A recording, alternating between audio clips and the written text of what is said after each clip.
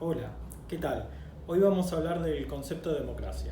Bueno, este es un concepto que se complica un poco de trabajar porque damos por supuesto que existió siempre y que viene de suyo con la naturaleza política del hombre, pero repasando la historia nos damos cuenta que en realidad tiene un carácter excepcional, ya que nació en el siglo V a.C. y permaneció en pausa, si quieren llamarlo así, hasta el siglo XIX, que se volvió a reactivar. Y en el medio, bueno, tuvimos una serie de transformaciones políticas, sociales y culturales y pasamos por distintas formas de gobierno. Algunos dicen que durante todo ese tiempo se fue puliendo lo que fue una república. Lo que no está muy claro es cuál es la diferencia entre una democracia y una república particularmente. Bobbio, por ejemplo, sostiene que esta diferenciación ha quedado sin sentido desde el momento que existen monarquías parlamentarias, ¿no? Bueno, lo cierto es que en los últimos 2 siglos que ha comenzado a resurgir el tema de la democracia, hemos asistido a unas variantes de democracia, una serie de términos que complican la cuestión si la queremos estudiar desde el punto de vista de la filosofía. ¿Por qué? Bueno, porque ha aparecido lo que se conoce como democracia representativa, se ha diferenciado de la democracia parlamentaria, de la democracia pluralista, de la democracia constitucional, se ha hablado también de una democracia liberal y además hay una serie de conceptos que también complementan el concepto de democracia, que también son confusos o tienen una amplitud o una significación que no está del todo precisada desde el punto de vista de la filosofía. Me estoy refiriendo por ejemplo, a la libertad de expresión, al concepto de justicia, al concepto de libertad, al concepto de igualdad, las tensiones que hay entre estos conceptos y los matices, ¿no? Entonces nos damos cuenta que la democracia también tiene que ver con una serie de valores vinculados, por ejemplo, al bien común, a estos conceptos que mencionábamos. Si nosotros quisiéramos diferenciar o quisiéramos bucear un poco más en el concepto de democracia, nos encontraríamos con esta dificultad que trae ver todos los conceptos teóricos que arrastra el concepto de democracia que fue tomando de los diferentes sistemas de gobierno. Bobbio, en este sentido, por ejemplo, dice que la democracia amalgama ideas de la teoría clásica, también ideas vinculadas a la filosofía medieval, política, sobre todo lo que tiene que ver con el término de soberanía, y algunas ideas modernas, ¿no? En este sentido aparecen autores tanto como Aristóteles, como Baudin, Smith, Maquiavelo, etcétera, que aparecen como fuertes precursores de ciertas ideas que sustentan nuestra idea moderna de democracia.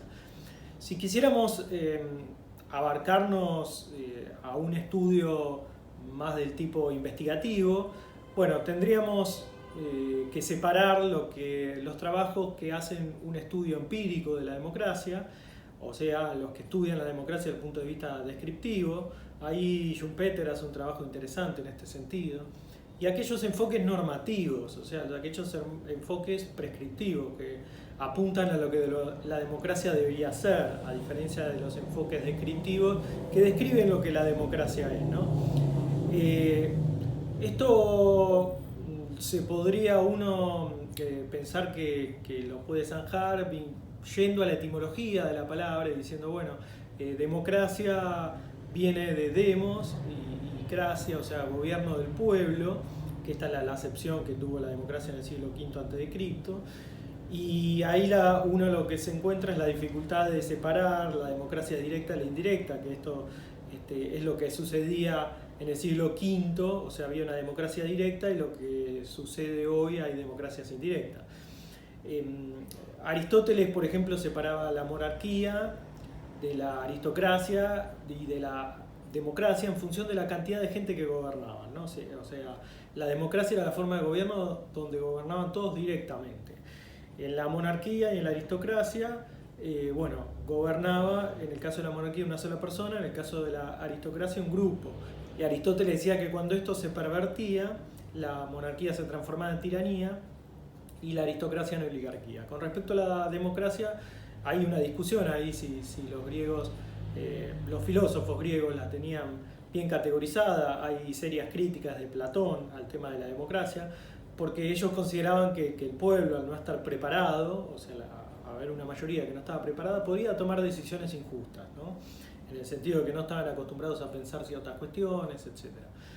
Bueno, esto nos lleva a pensar si en la democracia, por lo menos en la democracia del siglo V a.C., todos gobernaban. Obviamente no. Hay estudios de Hannah Arendt ahí muy interesantes al respecto de quiénes quedan afuera.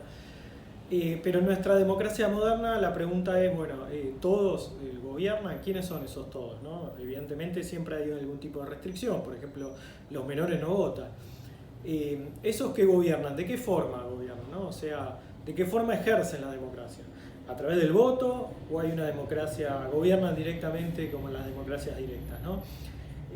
Aquellas personas que se les delega esa potestad para gobernar, ¿tienen algún tipo de obligación con respecto a las personas que los eligieron? Bueno, muchos coinciden que la democracia tiene que ver con la transparencia y además con la defensa de los intereses, tanto colectivos como también minoritarios, ¿no? De esas minorías que no la eligieron. Esto nos lleva también a pensar la democracia en términos de las minorías, ¿no? Que esto se ha debatido mucho últimamente, y nos lleva a preguntar también cuáles son las condiciones de acceso a la ciudadanía, ¿no? O sea, la democracia vinculada también a la ciudadanía, que tiene que ver con el ejercicio de ciertos derechos, y si todos tienen derecho a ejercerlos. Bueno, como vemos, el abanico es amplio y se dan una serie de gobiernos con formas o sutilezas distintas que se arrogan para sí mismos la potestad de llamarse democráticos. Hay un autor que se llama Held que dice que esto genera un problema porque no sabemos bien a qué nos referimos cuando hablamos de democracia, porque la mayoría de los gobiernos usan el término para otorgarse cierta aura de legitimidad, un manto de impunidad, si lo queremos llamar así, pero tienen régimen completamente distintos. En este sentido, la pregunta que uno se podría hacer en términos de democracia es ¿cuáles son, si es que hay, los límites a la democracia, ¿no? O sea, me refiero a lo que puede hacer un gobierno que ha sido elegido democráticamente o que tiene un sistema democrático. Bueno, ¿tiene algún límite o puede hacer lo que quiera? Por ejemplo, hay un autor que se llama Claude Lefort que sostiene que en las democracias el gobierno es un sillón vacío. El que lo ocupa puede hacer lo que quiere, ¿no? Y a veces, bueno, hacer lo que quiere con el apoyo de la mayoría, ¿no? Entonces ahí también tenemos un problema porque nos vinculamos a cuestiones como políticas, como la del populismo, que está, digamos, muy debatido hoy en día. O sea, si una mayoría puede pretender cualquier tipo de reformas y modificaciones. Bueno, muchos sostienen que sí. El tema es que los derechos de la minoría, sobre todo lo que hace a derechos humanos, ¿no? Se pone a reflexionar sobre esto. ¿Sí? En la democracia la pregunta sería filosófica, si vale todo, ¿no? O hay algún tipo de límite que podemos establecer de orden racional, moral o lo que sea. Bueno, espero les haya servido estas reflexiones. Seguimos adelante con estos temas.